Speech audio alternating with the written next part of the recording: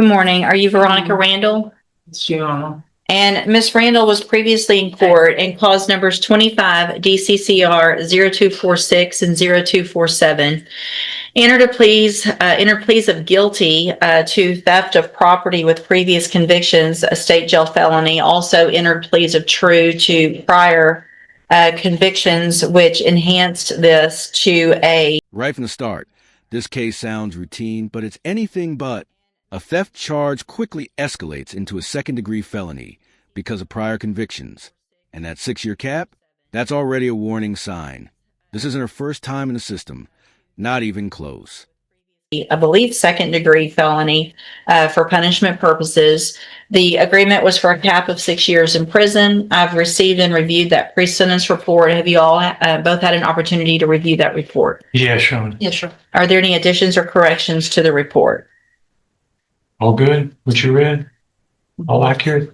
No, Your Honor. No additions. Judge, I don't have any additions or corrections. I would just state if it's the appropriate time for the court. When I look at it, I have some empathy for Ms. Randall based on the comments that she made. But how much can we take her out of her word with her criminal history? The court will recall you previously rejected 4 years in this case. So I'll defer to whatever you think appropriate. Yeah, Judge. I also have taken judicial notice of the jail incident reports. You both should have copies of those. Have you both had an opportunity to review those as well? Yes, sir. Yes, Your Honor. All right, Mr. Vasquez, you may proceed with argument. Your Honor, I know Ms. Randall's had probation a couple of times in the past, and it didn't work out for her. But I'm arguing for anything that does not involve incarceration. Ask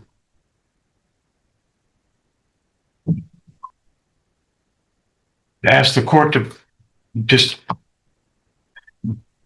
grant her probation with every condition, and if the court thinks best would help her to quit offending. And in lieu of that, in the alternative, you're not asked for something less than the 6 years if she's going to. Anything else, Ms. Malfini? Judge, I don't have any additional comments. I would just state that our agreement initially was to dismiss the new case because she already has the sequence felony priors that would enhance anything further. But if the court disagrees with that, we can visit about it after the sentence. So, Ms. Randall, I made some notations on this pre-sentence report, some issues and maybe some mental health issues that have contributed some issues in the past.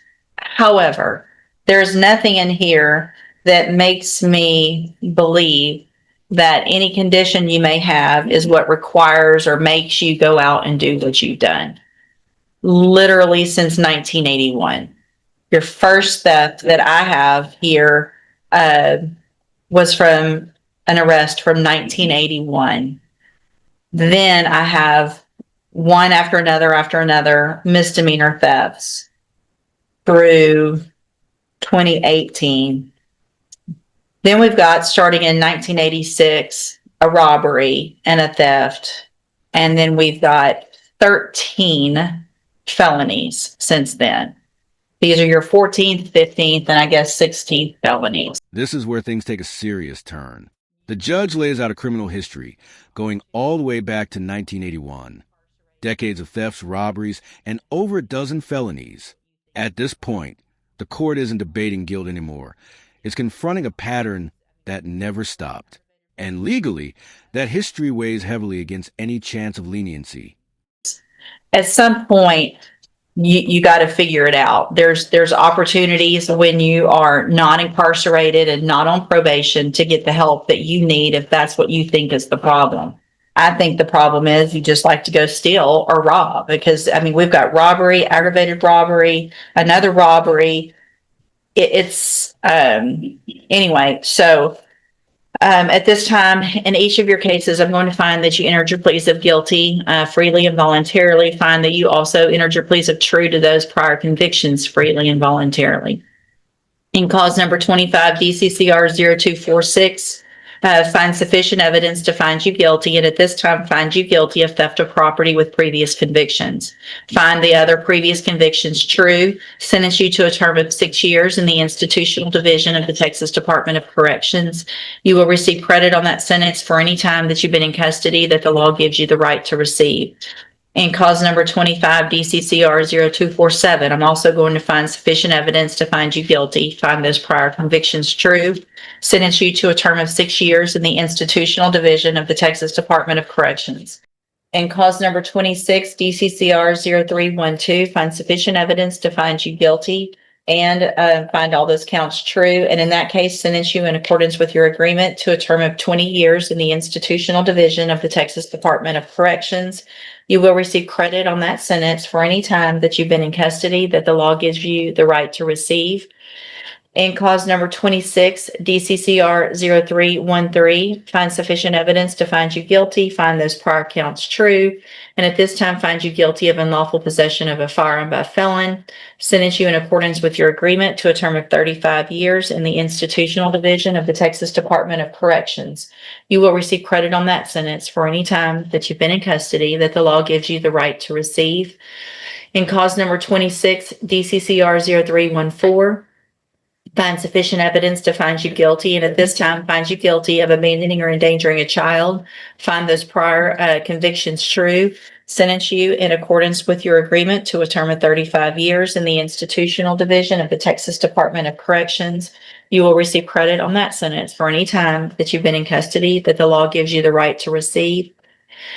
In cause number 26, DCCR 0315, find sufficient evidence to find you guilty and find all the prior convictions that you pled true to true. And at this time, find you guilty of theft of a firearm, find those convictions true,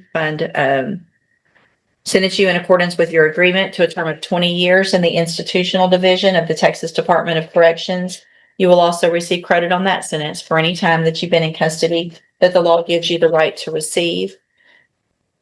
And then in cause number 26, DCCR 0316, find sufficient evidence to find you guilty, and at this time find you guilty of aggravated kidnapping, find those prior convictions true, sentence you in accordance with your agreement to a term of 35 years in the institutional division of the Texas Department of Corrections.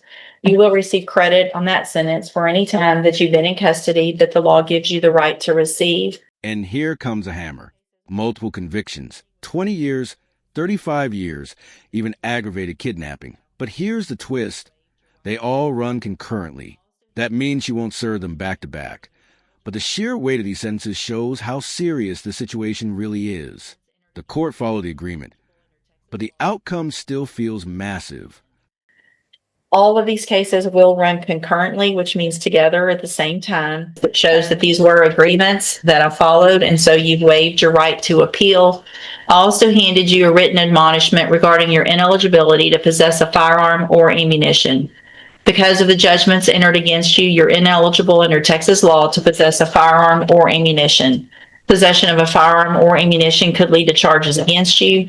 Firearm is a legal term, and you should read that written admonishment I provide you to see what devices qualify as a firearm. If you have questions about the laws that make you ineligible to possess a firearm or ammunition, or about how long that lasts, you can talk with Mr. Vasquez. Right, ma'am, you can go back with the bailiff. Thank you.